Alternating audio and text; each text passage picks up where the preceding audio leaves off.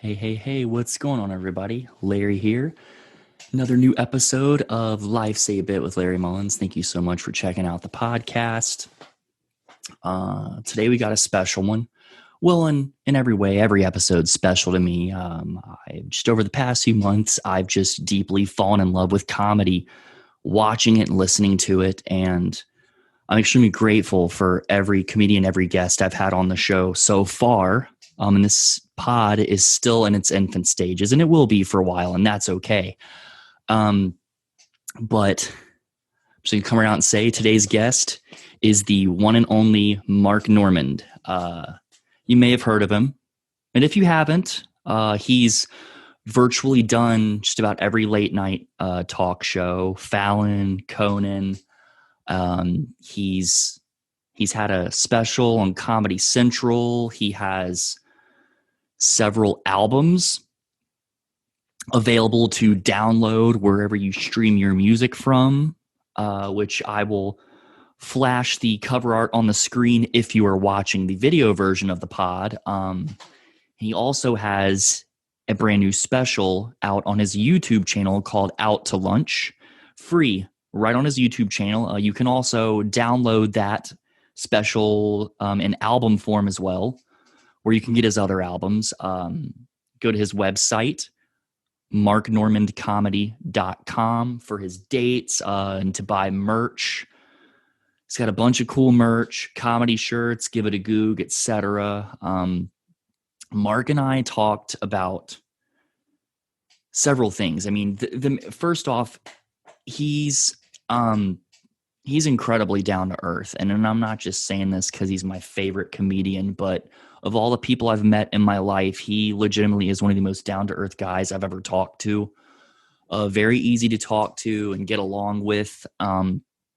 We talked about, because I'm curious about this, and I'm sure, I don't know if other people are dorky like me, but I knew he put his special Out to Lunch out for free on his YouTube channel. I knew he did that because all these networks passed on it. And so I knew why he put it on YouTube, but we talked about what actually went into the making of his special, like the behind the scenes stuff, because that fascinates me. We discussed, what our favorite comedy movies are. We also talked about one of our favorite shows of all time, Seinfeld. Talked about his stint on Last Comic Standing and much more. It was a great interview, and it went as smooth as I possibly could have imagined. And yeah. So go follow Mark on Instagram at Mark Normand, and his handle on Twitter is at Mark Norm. Yeah, if you're not following him on social media, his tweets are absolutely fucking hilarious, and he's just a great guy, and more people in this world needs to know about Mark Normand. He is so incredibly hilarious. He also has a podcast called Tuesdays with Stories that he co-hosts with fellow comedian Joe List. It's great. Give it a goog. Give it a listen. Anyways, I've rambled on enough. Allow me to introduce today's guest, Mark Normand.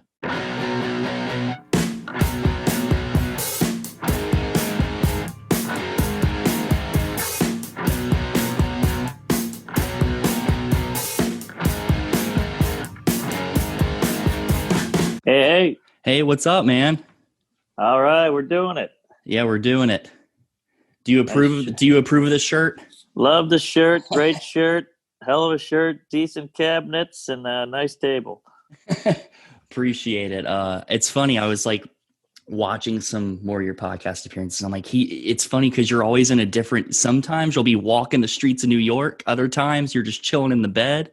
I love it. Oh yeah. Well, I got a lot of shit for the walking around stuff, so I try to avoid it.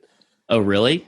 Well, the sound quality's not as good as a siren going by. A gay man is chasing me. There's always some kind of disturbance. Yeah, some disgruntled guy wanting you to, can I have $1? Can I have $1? No, you can't have $1. Right, yeah. Although, it's kind of fun. Gives it like a real city vibe. Like, oh wow, he's really out there. But, yeah. It does distract. Well, thanks for taking the time to do this. I really appreciate it. So Sure. I know you're busy and you've got all kinds of stuff going on. So It's all right. I'm hungover, so I'm just gonna get that out there now. I'm gay. I can't see straight. My brain's like a mush pile. So we're gonna press on and push through. yes. So when I saw you in Arlington with Fat Chris Allen and Umar Khan, right? Aside from seeing you on one of those Zoom shows, that was my first time seeing you. Like I said, I just discovered you this year. I just feel like I've just been living in a shell my whole life. Wow. And then like the pandemic hit, and like I've always loved comedy. Like I would watch like Carlin specials on HBO, and those would be on TV. Yep. And the bigger stuff. And I don't know, like the pandemic hit, and I'm just like, man, and I just wanted to laugh. Like I think a lot of people want to come to these comedy shows like because they miss laughter and they want to laugh. Yeah. Here. I think it's a pandemic, and people are told not to leave the house, which I get, but some people are just dying for some comedy. And before you kind of had to pull people's legs, like, come on, come out to a show. You had to give them free tickets, and now people are like, we'll go. We want to chuckle. We're dying here. Yeah, and because how it happened was I always like to start off by telling the story of how exactly I discovered you. I mentioned it briefly at the show, but my cousin and I just took a trip to Ocean City, Maryland, and when we and Sin it City. yes, and it was funny because this was right during the where apparently like random groups of African Americans were just beating up random white people in Ocean City, Maryland. I don't know if you remember Really? seeing that on the news, but yeah, it was like a whole week and they increased police presence. And that's the week we decided to go. Wow. And Is that in the brochure? no, it should have been. But yeah, on the way home, because we would like listen to like Opie and Anthony, stuff like that. Older Yes. and he just he put on Tuesdays with Stories in the car home on the car ride home, Wow. How about and that? that was my first time hearing it, and I remember the exact episode. It involved Joe House sitting for Louie, and y'all were talking about fucking dogs, and I couldn't breathe. I was crying so hard. What? Wow. Yeah, I'm so blown away. yeah, but it's and so I'm still like getting caught up on the older ones. We talked about this. I joined the Patreon, so I'm still soaking it all up. And it's just like some of my friends are like, I can't believe you just started listening to him and following him this year. I'm like, yeah, life's as you would say, kooky like that. Totally. Well, we're glad to have you on board, Fatty. I'm Yeah. honored and I appreciate it. And I'm glad your friend was a real gay who was a fan of the pod. Yeah, it's great. It's hands down my favorite. And I wanted to Ah, I thanks. you're welcome. I wanted to start off by, and you may have mentioned this on other podcasts, dude. I've tried to be respectful of, I'm sure there's certain things you're just sick of talking about because you talk about them No, all the I'm an open time. pamphlet. I'm an open coffin. um, when you were growing up, like when was it that you decided like, hey, this is what I want to do? Like, what made you want to try comedy? Were your friends just like, oh, he's funny, or Yeah, I was, going nowhere. I was, on my third college, I think by this point, because I kept failing out because I would drink too much or whatever. And I was a waiter at a Mexican restaurant in Baton Rouge, Louisiana. And one of the guys was like an improv guy and a sketch actor. And he was like, I think you'd be good at stand up. And in my head, I was like, oh, that's crazy. Who the hell am I? I'm no Steve Martin. And he was like, just try it. And I was like, I was a big no guy. That sounds dumb. I'm not into that. Blow me.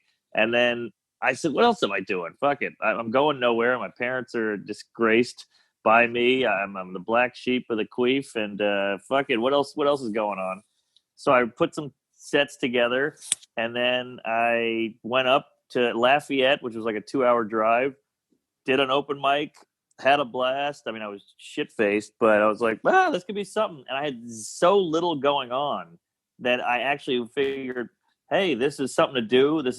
I'm meeting new people. I have something to look forward to and have a goal to set. and it scared me, which was also good because that means I was so scared of bombing and being humiliated that it made you work because you just didn't want to be, humiliated. And so I took a speech class in college, and I was killing in speech class because the bar is so low for comedy because you're just giving a speech. You had to give in the front of the class and pick a topic and all that. And so I picked bedwetting, I picked divorce and stuff like that, like funny stuff. And it was hitting, and I was like, maybe I'll just do this, but on a stage. And then so my speech class kind of was how I learned how to be a comic in a weird way. And then after that, it was like the floodgates were open. I was opening the phone book, looking up comedy clubs, calling other comics, making friends, asking them, where's a good spot? Should we start a bar show? And then I actually had some purpose in life. And then I moved to New York eventually. And that was a whole nother bag of hammers. Wow. I know, and the funny thing is I don't remember, but I wanted to talk to you. You were on Last Comic Standing. Oh, what a nightmare that was. And the funny thing is, like, I watched it the entire time it was on the air, but like, that was long ago. And I also kind of like, I had a slight drug problem. I don't quite remember that whole time period. Really? What was the poison? Pills? Pills, yeah.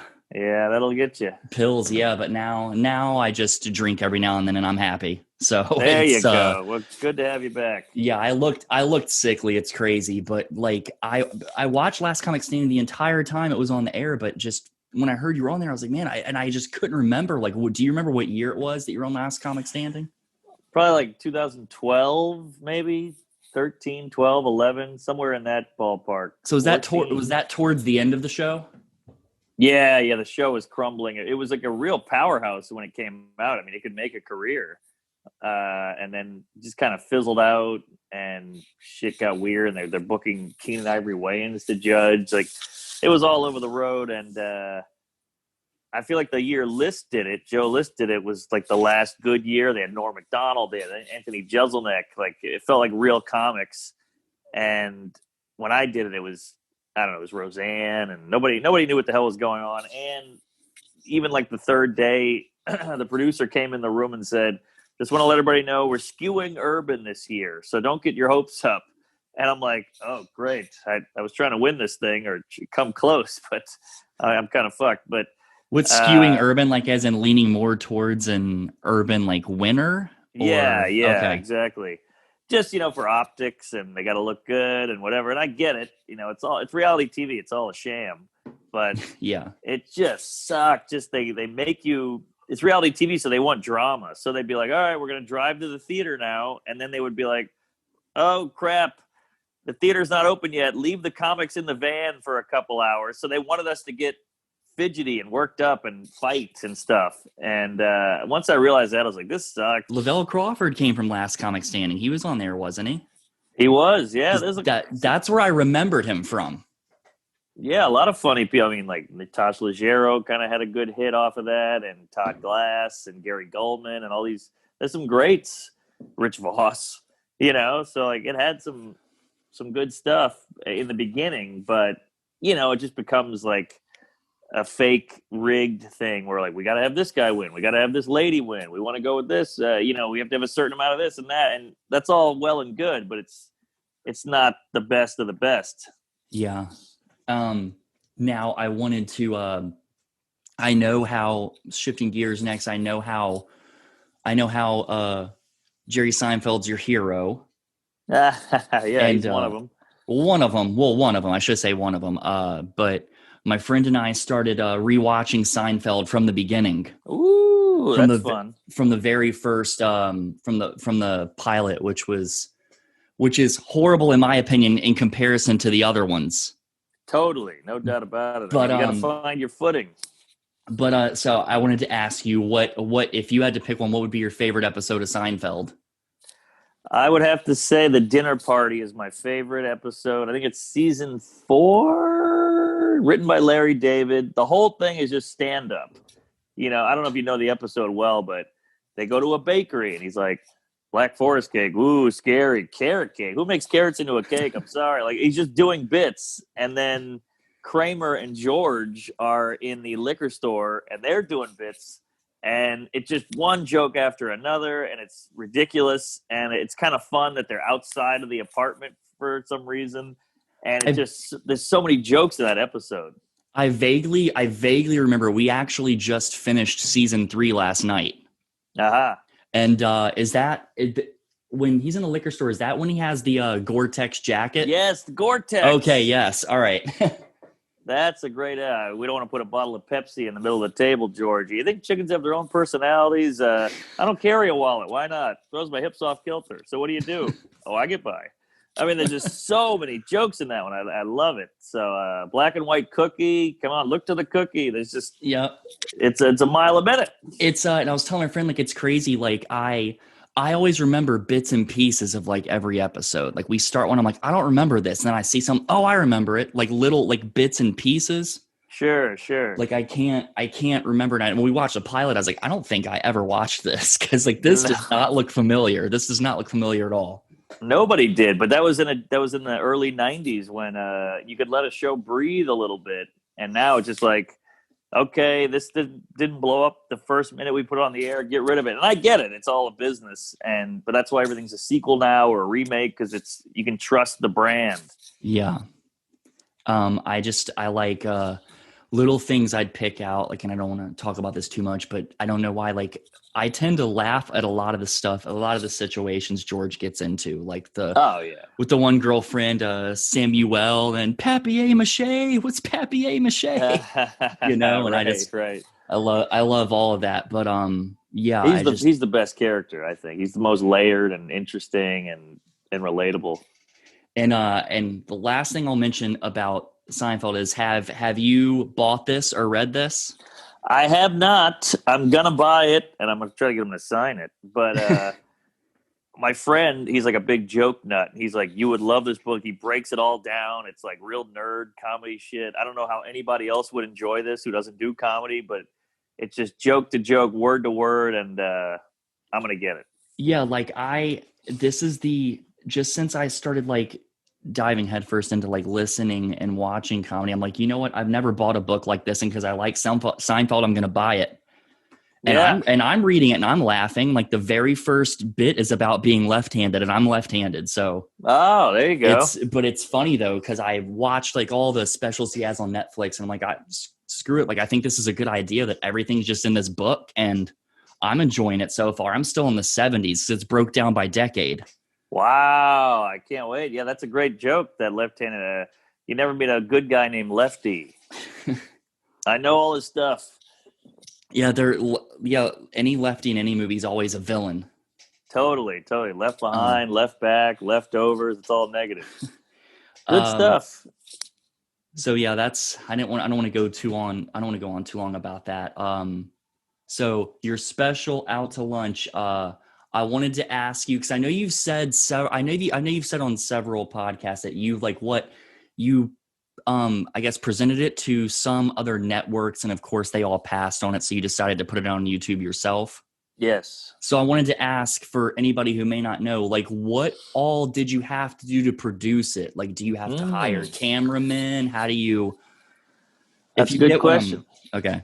I get what you're putting out there, sloppy jalopy. Yeah, I just I kept pitching it to, like, a lot of comedy clubs have a camera like on the ceiling or whatever, and they go, hey, you want a DVD of your set? And you go, yeah, sure, I'll watch it, see where I fucked up, whatever. So I had this hour that was cooking, and comedy was kind of blowing up, but everybody was getting specials, and I was like, okay, well, I've done 10 late nights, I've done a half hour, I did an hour for Comedy Central, I've done the Tonight Show, you name it. So I felt like, all right, I'm in the running here. I'm a seasoned somewhat comic. I'm a young guy. I'm ready. This feels like my time to pop with Netflix or HBO or whatever it was. Yeah. Plus, like Michelle Wolf, Dan Soder, Michael Che, all these guys I started with were like popping. So I was like, all right, hey, maybe it's my turn now. So we kept pitching to Netflix, and they'd be like, I don't know, who's this guy? He's not really that famous. It's not Rob Schneider, but it's also not, a cool black guy. So he's kind of skinny white guy. There's a million of them, and I get it. But I was like, I think I have a chance. So they kept kind of teasing me, like dangling the carrot, like, yeah, maybe. And I kept sending them these videos of like, here's the hour crushing in Denver. Here's the hour crushing in Arizona. Here's the hour crushing in New Jersey, whatever it was. Tight as a drum. And they kept saying no. And I said, you know what? I bet if we shoot it professionally, they'll buy it. And that was our goal. So we're like, all right, let's try that. So luckily, I'm in showbiz, so I know an editor, I know a camera guy, I know a guy with a hookup for equipment and all this. Mm-hmm. So we sold out a theater in LA, and I said, let's shoot it here.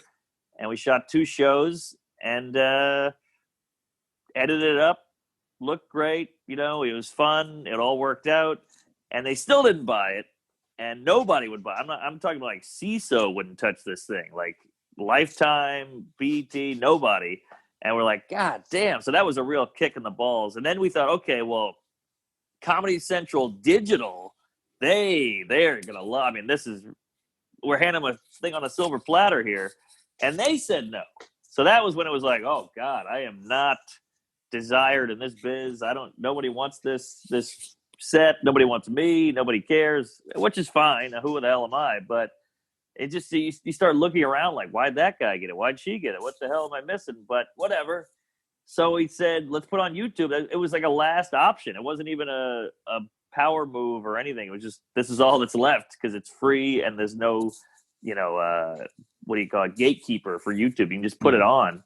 And it did very well. So now looking back, I was crushed. And I felt like a failure, but now looking back, it's doing so well. I'm glad it's on YouTube. I already made my money back. It was about $15,000 to produce it total, and I got a great relationship with YouTube. I know the YouTube head manager guy now, and we have over 100 subscriptions, and I can cut it up. I own it. I can sell it to Lithuania in 10 years. I can do whatever the hell I want. So it all worked out. Well, I've always wondered, like, I guess, if a network's involved sometimes beforehand, they can maybe fund it potentially. I guess everyone works differently. Maybe, but yeah, luckily you just keep these relationships over the years. Like I knew this editor guy who started editing when I started doing comedy. We just kept in touch, and like Sam's special, Joe List special, those are all my guys they're using. Those are all my photographers. So I'm getting these guys work and they're helping me out, and I'm calling in favors, and everybody's working together. And Sam Morrill just shot a new thing. I don't want to give it away, but it's really cool, really innovative. And he's using my camera guys. And I love the fact that we're all in this kind of world and family. We're all just trying to scrounge together and make something happen and create cool shit, because the industry ain't helping us. I think it's awesome. Like, that you did DIY, like you did it yourself. I mean, well, you had help from your editor and camera friends, but you put it out yourself. Totally. I mean, but again, desperation. I think that says a lot. Like, it's, I flew out to Florida when it was like a hot spot in like August, and my friend's house, I said, first thing we got to watch. And I told her, you got to watch your special. And that's literally the first thing, like, because I'm telling everybody I know about it, because like I find that a lot of what I find funny nowadays is more so the comics at your level specifically, not like the really huge comics, but like, and like there's people that, not a lot of people know of that I found that are just funny. And I'm like, well, I'm just going to stick with what I know and love. All right. Hey, well, I think you got a point there, Sloppy Joe, because the young guys, or the guys who aren't getting anything, are working a lot harder because they have to, and they're hungry and they're getting up more. So, I mean, look, your Bill Burrs, your Chappelles, your Kathleen Madigans, they're all amazing. And I would kill to be at that level someday, but they're 30 plus years in and they're already legend pros, but we're still trying to prove ourselves. So we're going to fucking bring it. It's kind of like, kind of like with football. Like college football games are more interesting. Yes. Because like NFL's like, they're millionaires and billionaires. Like, they really don't have to play hard if they don't want to. Totally. And I remember one time, this is years ago, but back before I knew Jerry, but he was dropping into Gotham and he bumped me. And I remember being like, I got to follow Seinfeld. I mean, that's just good. That's my set's going to be a bathroom break. You know, he goes on, kills, everybody goes nuts. And then I have to go on after him. And they're going to go, oh, we saw Jerry. Well, who's this chooch? Let's go piss and buy a drink or whatever. So I opened my set by going, all right, guys, I know I'm not famous, but unlike him, I have to try. I need this, like I need these laughs. I need this $25. And that got a big laugh. And they were like, all right, we'll check this guy out. And he's obviously a legend. He doesn't have to go up and say anything. He can just fuck around and they'll still be excited. Whereas I gotta kill. Yeah.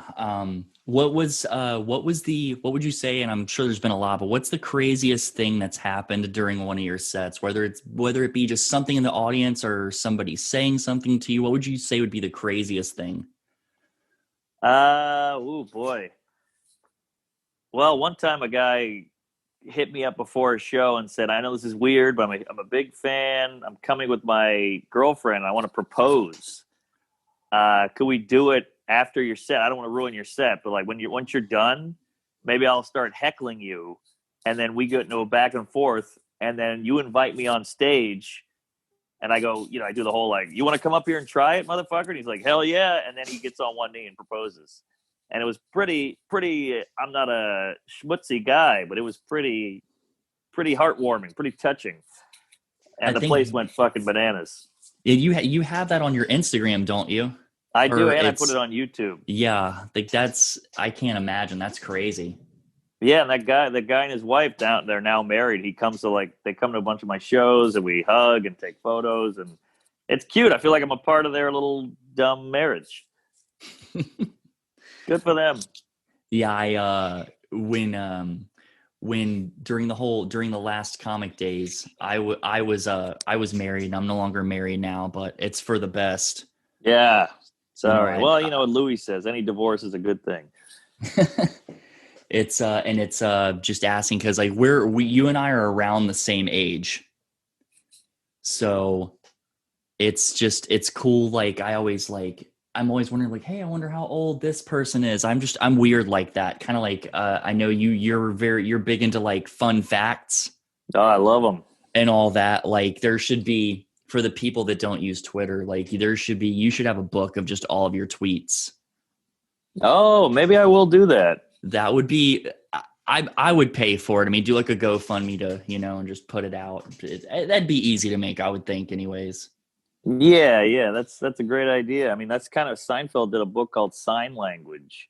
Really? Basically, yeah, it's his first book and it was a bestseller, but it was just basically his bits in a book. And it's such an easy read because they're such quick, short bits, and it's funny. It's cool. God, you ever like have a thought in your head and you forget what you were going to say? Story of my life. When you were mentioning, I can't remember what podcast you were on, but you were mentioning something about, people are paying to come see a show. I need to bring the heat. I want to bring the heat. Sure. I don't want to, and I just wanted to say, like, when I saw you in Arlington, that's exactly what you did. Oh, I totally got my money's worth. I would have paid more than what I did for the ticket. I'm just letting you know. I wanted to say that. Oh, I appreciate it, because that room can be tough to connect. I mean, the ceiling's so high, everybody's in lounge chairs, the whole audience is brightly lit. I feel like I couldn't really get a flow going because it's hard to get into that zone when the room it feels like the room is a million miles away and my stage is high. I don't know. It just feels like it's hard to connect in that room. So that's nice to hear. I tried, but it's sometimes hard. It was my first time being there. The funny thing is years ago, I used to work like literally 3 miles from that building. And I went there with my cousin, like, oh crap. I like worked right down the street. And other than that, the only other place I've been to is the Funny Bone in Richmond. Oh yeah. In Richmond, Virginia. And that was like years ago. But I'm like, if it gets back to that normal point again, I'd love to go back to a comedy show in that setting. Who did you see? I don't remember. It was at the time, it was nobody I had heard of. It was just kind of Okay. it was just kind of like a birthday thing. And Got it. I was just drinking a lot, and it was just fun because the stage was right there. The tables were all right next to each other. Yeah. And it was, like you said, low ceiling, and it just, 10 people are laughing, and it sounds like 50 people laughing. Totally. But I hope it gets back to that point. Yeah, it'd be nice because I've talked about this before, but everything about comedy, everything that makes comedy good is bad for COVID. Yeah, the distancing and all that. And Yeah, like tight room, low ceiling, shoulder to shoulder, breathe on each other, drinking, packed in, hot, sweaty. That's good for comedy. yeah, it just all your videos of the outdoor stuff, all outdoor shows. Like I would love to go to one of those one time just to see what it's like. It's not pretty. When you were in Baltimore recently, I was gonna come to that one. I'm like, but I just saw him recently, and Yeah. even though I heard it recently, I'd still laugh. But I'm like, it's outside, it might be cold. It was cold. You did the right thing because it was outdoor. You saw me indoors, and that was outdoors. So I think it would only go down from there, quality wise. What's the one of the last things we'll talk about, and I know it's random. I know you like movies and stuff. What would you say would be your 3 favorite comedy movies? I know you like all kinds, but as far as comedy movies, what would you say would be your top 3 if you had to pick 3? I know that might be almost impossible to answer. No. I mean, that's good. I mean, I love movies. I think Coming to America is one of the best comedies because all those '80s comedies they felt like real movies and they were just happen to be funny. Now a comedy is like Paul Blart when you're like, all right, I get it. He's a fat douche who's on a Segway, but the movie sucks. Mm-hmm. I like when the movies. I like good movies. So just because it's a comedy, I don't get why we have to have a shithole plot and all that. But I love Something About Mary. I love Animal House. There's a movie called what's it called? With Jimmy Kimmel made it. It's a Windy City Heat. Unbelievable comedy. You got to check that out. It's totally underrated. Nobody talks about it.